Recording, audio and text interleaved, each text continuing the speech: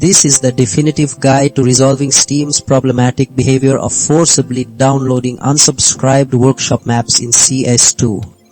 After personally experiencing this download nuisance and extensively testing various solutions, I've pinpointed several effective methods to regain control, which I will now share.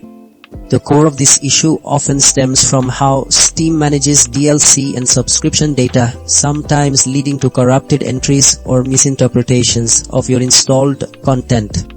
Method 1 addresses this by directly manipulating the game's DLC properties. By unchecking workshop maps within the counter, strike 2 properties under the DLC tab, you instruct Steam to treat them as optional downloads, effectively preventing automatic installation of content you haven't explicitly chosen. Method 2 tackles the problem at the file level. Navigating to the counter, strike 2 workshop folder and manually deleting any extraneous map files that have been forcibly downloaded, followed by a game file verification, prompts Steam to re-evaluate your installed content and download only what is truly necessary, clearing out any ghost data. Method 3 focuses on Steam's global download settings.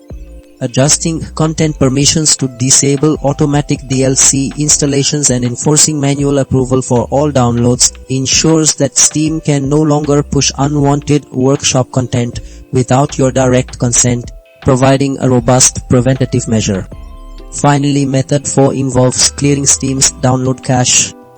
This process removes any temporary or corrupted data that might be causing Steam to incorrectly believe certain workshop maps are required, resetting the download manager and allowing for a clean re-establishment of your subscribed content list.